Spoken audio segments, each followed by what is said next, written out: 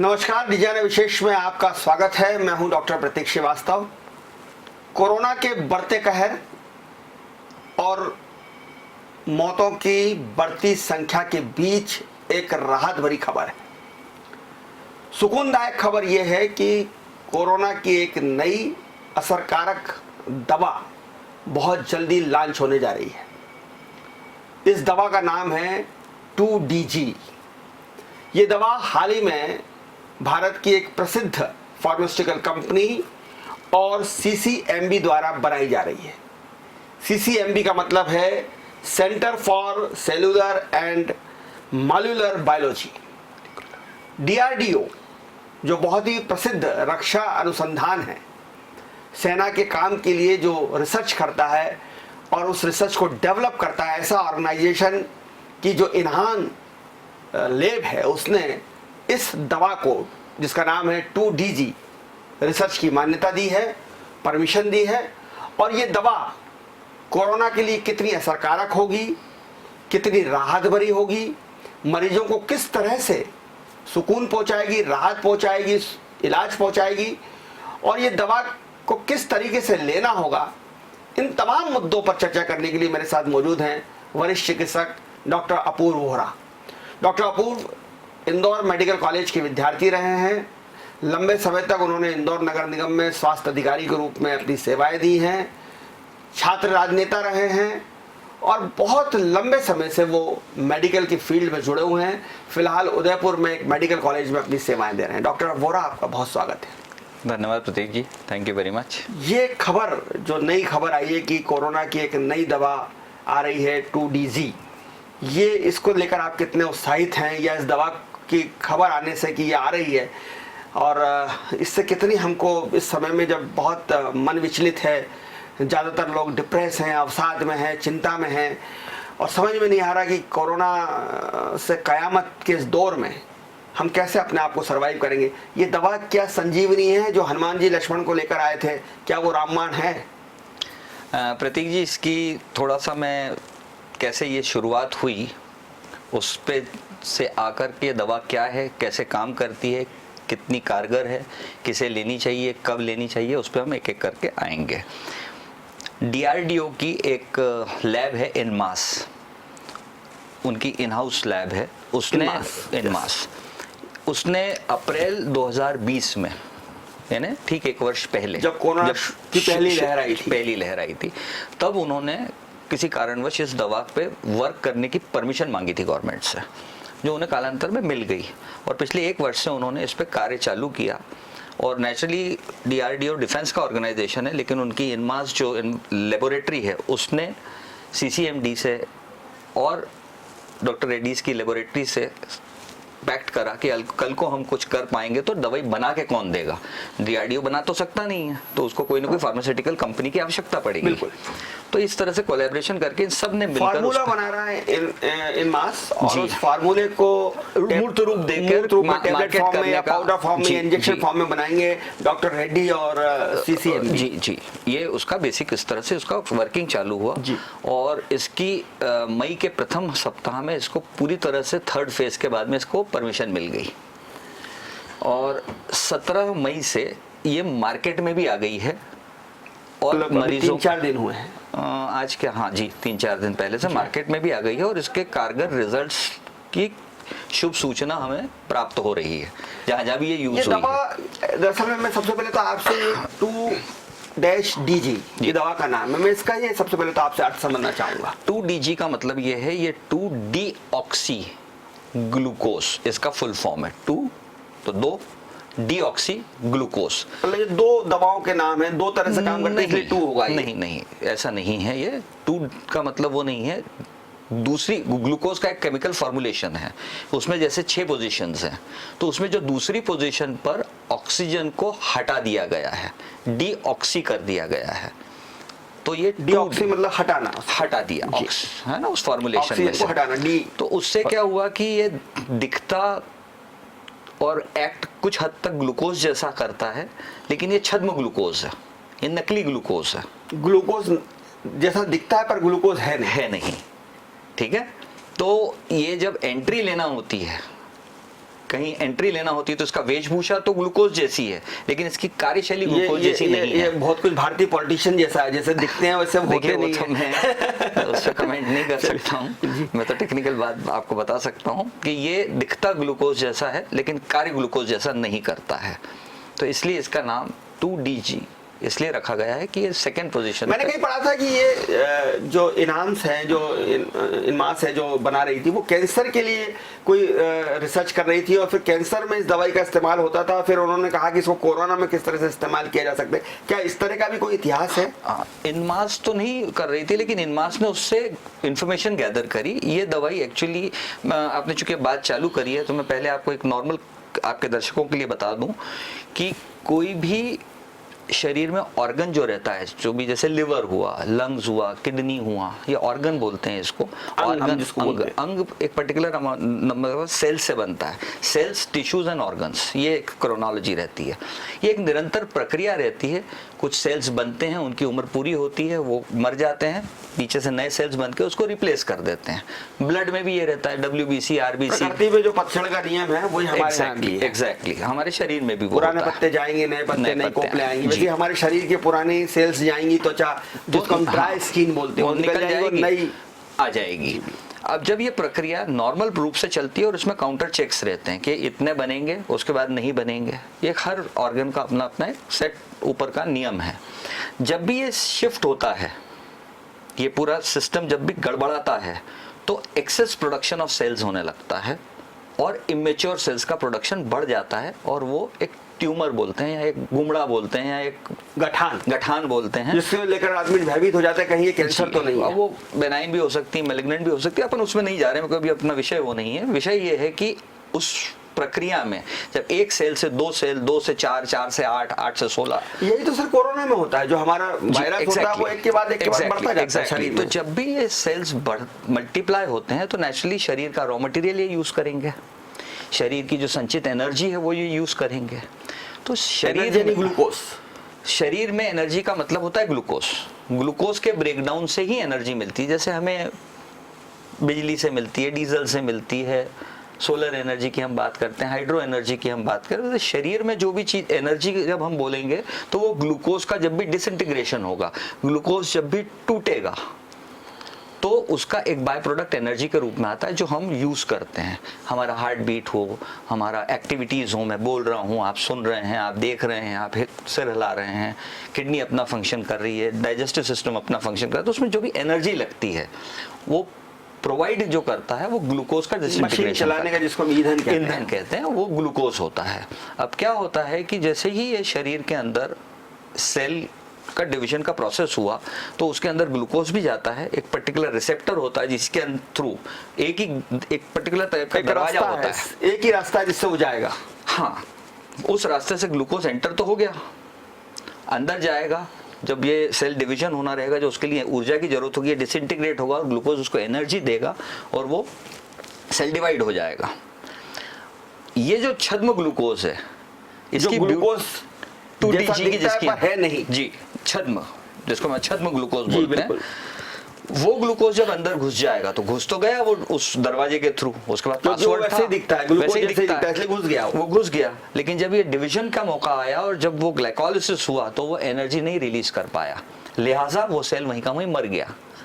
तो इस कॉन्सेप्ट को कैच करने में यह है कि वो कैंसर सेल्स का डिवीजन वहां रुक गया क्योंकि ये सेल मर चुका है। तो कैंसर नहीं फैलेगा, कैंसर हाँ बढ़ेगा नहीं उस वेग से जिस वेग से वो अन्यथा बढ़ रहा था। अब ये काम कोरोना में भी यही कर रहा है। कोरोना में भी ये, जब ये स्टडी करी, हमारे इंडियन साइंटिस्ट बहुत इंटेलिजेंट है सर, उन लोगों ने जब बोला कि ये जब इसमें काम कर रहा है तो हम क्यों ना इसका ट्रायल वायरस के उसमें भी ले, क्योंकि वायरस में भी वायरस डिवाइड हो रहा है, तेजी के साथ डिवाइड हो रहा है, और डिवाइड हो रहा है तो उसको भी एनर्जी लग रही है, उसको भी ग्लूकोज लग रहा है, तो क्यों ना हम ये उसमें ट्राई करें। और उन्होंने रिसर्च चालू करी, उस पर क्लिनिकल ट्रायल की परमिशन ली सरकार से, सरकार ने उस क्लिनिकल ट्रायल की परमिशन दी और उन्होंने उन मरीजों को फॉलो किया 2DG दे करके और नॉन 2DG वाले जो नॉर्मल ट्रीटमेंट है। एक चीज मैं बहुत इंपॉर्टेंटली अभी आपको बताना चाहूंगा कि ये एडजुवेंट थेरेपी है, सहायक, ये सहायक है, ये मुख्य थेरेपी नहीं है। ये मेन ट्रीटमेंट नहीं है। कोरोना की वो तमाम दवाइयां तो लेनी है जो चल रही है, जो प्रिस्क्रिप्शन है। आपको प्रेडनिसोलोन या ब्लड थिनर्स या विटामिन सी, डॉक्सी या जो भी एंटीबायोटिक आप लेते हैं, एंटीवायरल, एंटीबायोटिक, ये सब चीजें लेना आपको लेनी है। स्टेरॉइड भी इसमें शामिल है, ये एडिशनल है, ये उनके साथ आप ये लेंगे तो सपोर्टिंग, इसको हम कहते हैं सपोर्टिंग, यस इट इज, उसको मेडिकल भाषा में एडजुवेंट थेरेपी बोलते हैं, सहायक ट्रीटमेंट। तो ये अगर सहायक थेरेपी जब आपको मिल जाएगी तो जैसा हम कहते हैं कि कोई बहुत अच्छा खिलाड़ी होता है, उसका एक बड़ा सपोर्टिंग स्टाफ होता है, जो उसमें कोच भी है, मैनेजर भी है, उसका मेंटल स्टेट्स को बनाने वाला होता है, और वो सारे लोग मिलकर एक बड़ा खिलाड़ी सचिन तेंदुलकर या विराट कोहली तैयार करते हैं। तो ये एक सहायक थेरेपी है कि आप कोरोना की बाकी तमाम दवाइयों के साथ अगर इसको भी लेंगे तो क्या फायदे होंगे? इससे सर फायदा ये हुआ, अभी जैसे मैंने आपको बताया कि 17 तारीख से मार्केट में आई है और कुछ सेंटर्स पे इस पे वापस से इन्होंने कमर्शियली पेशेंट्स को देना चालू किया है, और उसके जो रिजल्ट्स आए हैं उनका ये कहना है कि 2.5 से 3 दिन 2.5 to 3 डेज हॉस्पिटल स्टे कम हो रहा है मरीज का, उसका ऑक्सीजन रिक्वायरमेंट बहुत कम हो रहा है। तो जो हमको इंदौर में और पूरे मध्य प्रदेश में जो हाहाकार, पूरे देश में जो हाहाकार मची थी ऑक्सीजन को लेकर कि ऑक्सीजन नहीं है, रिक्वायरमेंट बढ़ गई है, टैंकर नहीं है, सिलेंडर नहीं है, लोग लाइनें लगा के खड़े थे, उसमें भी बहुत, तो ये बहुत बड़ा काम करेगा कि ऑक्सीजन रिक्वायरमेंट कम हो जाएगी, तो मारामारी आपाधापी जो है ऑक्सीजन वो कम हो जाएगी, ऑक्सीजन रिक्वायरमेंट कम हो जाएगी, तो आपका हॉस्पिटल स्टे कम हो जाता है, क्योंकि कई मरीज ठीक होने के बाद भी चूंकि उनका ऑक्सीजन सैचुरेशन वो मेंटेन नहीं कर पाते, 95-96 तक नहीं आ पा रहा है, मेंटेन नहीं कर पाते हैं, तो उनको ऑक्सीजन के लिए अस्पताल में रखा जाता है। अब लिहाजा क्या होता है कि एक बेड आपका ऑक्यूपाई हो गया, तो जो कोरोना का जो गंभीर मरीज आ रहा है उसको बेड नहीं मिल पा रहा है, बिकॉज उसका एक लॉन्गर स्टे हो रहा है। हम कह रहे हैं कि लोग अस्पताल के बाहर दम तोड़ रहे हैं। एग्जैक्टली, तो इससे हॉस्पिटल का लोड भी कम हो रहा है, होएगा, मतलब अभी तो बहुत प्रिलिमिनरी स्टडीज हुई हैं, क्योंकि इसमें बहुत इसके लेकिन एक अंदाज है कि इससे 2 से 2.5 दिन कि जो अभी भर्ती रहने की कमी हो जाएगी, तो और क्योंकि ऑक्सीजन की जरूरत भी कम पड़ेगी, तो ऑक्सीजन वाले मामले में भी एक हमको राहत मिलेगी। और दूसरा जो है कि ये खर्चा भी, लोगों का जो इलाज में भारी खर्चा होता है, वो 2.5 दिन अगर उसको अस्पताल में कम रुकना पड़ा तो हॉस्पिटल का बिल भी कम होगा, जो एक आम आदमी के लिए, मध्यम वर्गीय गरीब आदमी के लिए बहुत ही। प्रतीक जी, बिल से ज्यादा जरूरी अभी महामारी के वक्त में ये है कि अवेलेबिलिटी बहुत इंपॉर्टेंट है, अस्पताल की, बिस्तर की, हाँ, अगर अपन जी हाँ सारी चीजों की अवेलेबिलिटी बढ़ जाएगी ना भाई, आज 2.5 दिन का स्टे है तो 2.5 दिन दूसरा गंभीर मरीज उस बिस्तर को ऑक्यूपाई करने की स्थिति में रहेगा ना। देखिए, एक मेरे जहन में अभी सवाल आ रहा है कि चूंकि हम भारतीयों की आदत होती है कि अब आपने से इतनी बात समझ ली, तो क्या ये कोई भी ये व्यक्ति काउंटर सेल की तरह दुकान पे जाए, दवाई ले और जरा सा उसको लगे कि कुछ सिम्टम्स आ रहे हैं और खा ले? नहीं। जैसे कि हम अभी खा रहे हैं, क्लोरिकन खा लेते हैं, विटामिन सी खा लेते हैं, जिंक खा लेते हैं, डॉक्सी खा लेते हैं, या वो जो एक नई दवाई आ रही है इवर्मेक्टिन, वो खा रहे हैं, तो क्या वैसे ही मैं 2DG भी खा सकता हूँ? 2DG के बारे में मैं बहुत स्पेसिफिकली आपके दर्शकों को बताना चाहूंगा आपके माध्यम से कि ये एक डबल एजेड सोर्ड है, 2-धारी तलवार है। ये अच्छा भी करती है तो खराब भी करती है। कैसे, वो समझ लेते हैं। जैसा मैंने बताया कि ये कैंसर सेल्स या वायरस के अंदर जाके छद्म ऑक्सीजन का रोल अदा करती है, और अगर आप एक सिचुएशन माने कि आपको ये सब चीज़ नहीं है और आपने नॉर्मल कोर्स में ले लिया, तो ये आपके नॉर्मल सेल्स में भी जाके कुछ इफेक्ट कर सकती है खराब। हालांकि अभी उस पर कोई तो जो आपके डेटा नहीं है हमारे सेल्स, जो जरूरी सेल्स जो बनना वो बनना बंद हो जाएगा। ये हालांकि अभी इस पे कोई डेटा नहीं है, मैं साइंटिफिक में एक प्रिजम्पशन पे बता रहा हूँ, तो इसको मेडिकल ट्रीटमेंट डॉक्टर के प्रिस्क्रिप्शन के अलावा न लिया जाए, पहली चीज। दूसरी चीज, ये बहुत स्पेसिफिकली अभी रिसर्चर्स ने बताया है कि ये माइल्ड केसेस के लिए है ही नहीं। अच्छा, जो घर में रह के ठीक हो सकते हैं उनके लिए नहीं है ये दवा। ये समझना होगा हमारे दर्शकों को कि जो लोग को कोई सिम्टम्स नहीं आ रहे हैं, जो एसिम्प्टोमेटिक हैं, जो घर में रह के ठीक हो सकते हैं, जिनका लंग्स इन्वॉल्वमेंट 5% से कम है, उनको ये दवा किसी भी सूरत में नहीं लेना है। मैं इससे भी आगे चल के आपको बोल रहा हूँ कि आपको इसमें अपना दिमाग नहीं लगाना है। अगर आपका डॉक्टर बोलता है कि आप माइल्ड से मॉडरेट में जा रहे हैं या मॉडरेट से सीवियर में जा रहे हैं, वही डिसाइड करेगा और वही देगा आपको। अभी हालत क्या हो गई है जो हम देख रहे हैं प्रैक्टिस में कि मरीज सारी जांचें करा लेता है, सीटी स्कैन करा के सीटी स्कोर तय करा लाता है और फिर आपके पास मार्कर्स तय करा लाता है और 5 रेमडेसिविर हाथ में लेके आता है कि साहब ये लगा दो। तो सब आप ही लगा लो, ये फिर हमारी ज़रूरत कहाँ आ रही है। तो ये जो प्रैक्टिस है, आज ये मान लिया गया है कि रेमडेसिविर मुझे नहीं मिल रहा है या टोसी मुझे नहीं मिल रही तो मेरी मौत तय है, या मिल जाएगी तो मैं शायद मर ही नहीं सकता हूँ, मर हो जाऊंगा। एक कॉमन मानसिकता लोगों को, मैंने कई लोगों को देखा है कि वो अनायास ही परेशान होते रहते हैं। और मुझे लगता है कि वो लोग डॉक्टर्स पर भी अननेसेसरी प्रेशर बना रहे हैं। सर प्रेशर से भी ज्यादा कि अगर मैं किसी कारणवश नहीं लगा पाया, उसे नहीं मिली और उसका नॉर्मल ट्रीटमेंट दूसरा चल रहा है जिससे वो ठीक हो रहा है, मानने को तैयार नहीं है वो। जबकि आपकी डॉक्टर अपना पिन छुड़ाने के लिए लिख देते हैं, डॉक्टर को मालूम है कि बाजार में नहीं मिला फिर भी लिख देते हैं। मैं सर उसके वो भी पिन छुड़ाने वाली बात नहीं है। कल को मैं नहीं लिखूं और कुछ अनहोनी हो जाए तो आप मुझे कंज्यूमर फूड प्रोटेक्शन में ले जाएंगे कि आपने सारी दवा लिखा नहीं साहब, हम तो ले आते, हम लगा लेते, तो मेरा लिखना तो लाजमी है। हालांकि एक और चीज मैं आपको बताना चाहूंगा, 20 नवंबर 2020 को WHO ने इसको अपनी लिस्ट से हटा दिया था। इसका कोई साइंटिफिक प्रूफ नहीं था कि ये, पर इसकी सबसे ज्यादा हमारी साथ 2021 में हुई। पूरी दुनिया में तो कहीं नहीं हुई, सिर्फ भारत में ही हुई है।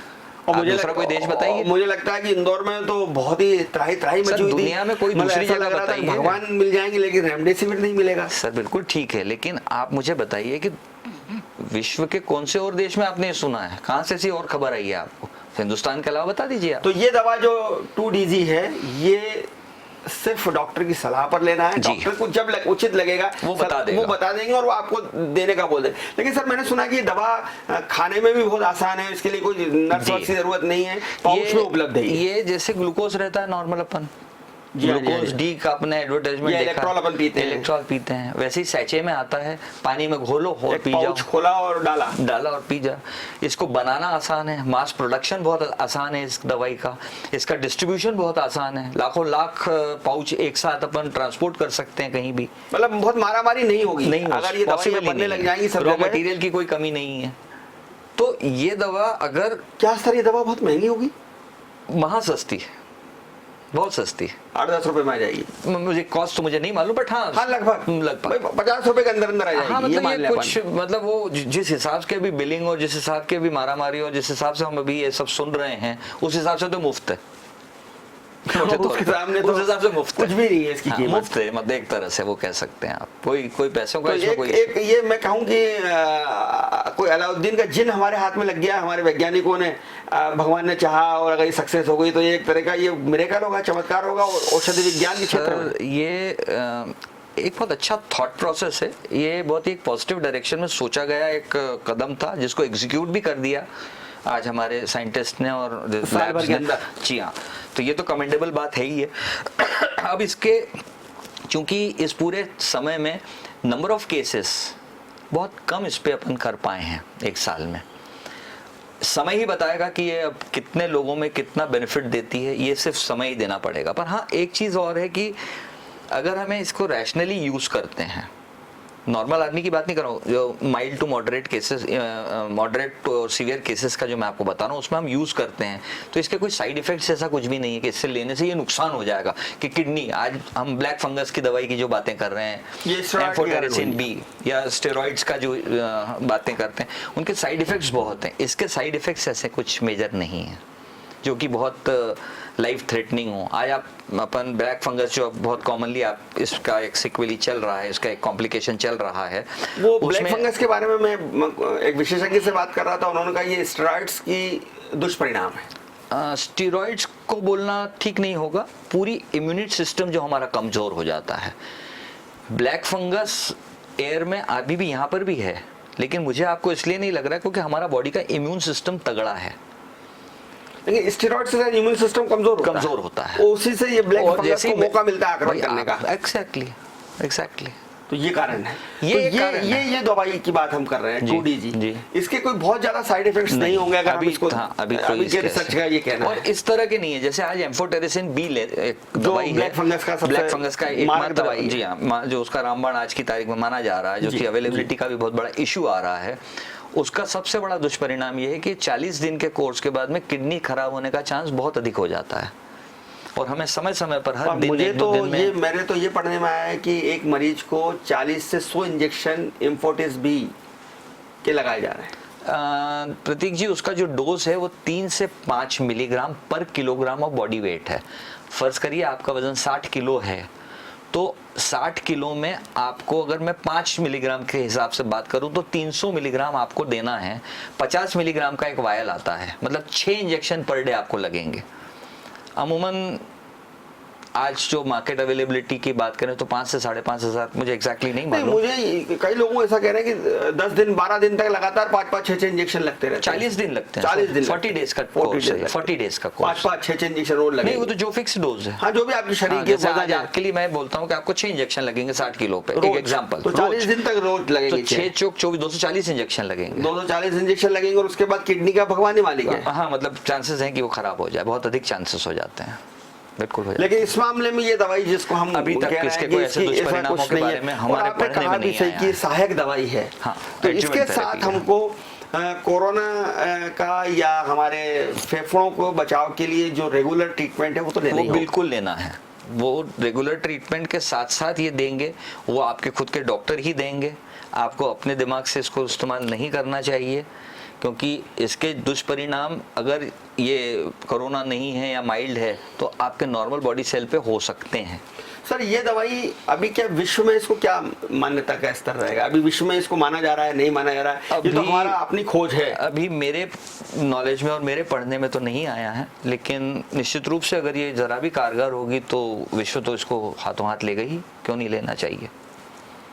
तो क्योंकि कोरोना की दूसरी तीसरी लहर की भी चर्चा हो रही है, और एक आपने जो बात बोली उसके कंटेक्स्ट में मैं थोड़ा सा इसको आगे ले जाके एक और चीज़ बताता हूँ। इसकी एक और बहुत बड़ी खूबी है जो शायद अभी आपका प्रश्न नहीं होता तो शायद हम मिस कर जाते। कोरोना के वेरिएंट्स आ रहे हैं, आप बोल रहे हैं। जी हाँ, जिसको अभी इंडियन वेरिएंट्स कहा जा रहा है। ये वाले इंडियन ने, सिंगापुर ने, जो भी आप नाम ले लें, मतलब क्या हुआ कि कोरोना वायरस अपना रूप बदल बदल के आ रहा है, और उस पर कभी कोई सी दवा काम करेगी, कभी कोई सी करेगी, कभी कोई सी करेगी, हमेशा चेंज होगी। आज रेमडेसिविर की बात आप कर रहे हैं, कल आपने टोसी की बात करी, हो सकता है परसों वाला दुश्मन अपनी रणनीति बदलेगा तो हमको भी रणनीति बदलना पड़ेगी। इसमें रणनीति बदलनी नहीं है, क्योंकि ये सीधा उसकी प्रोसेस पे जा रहा है।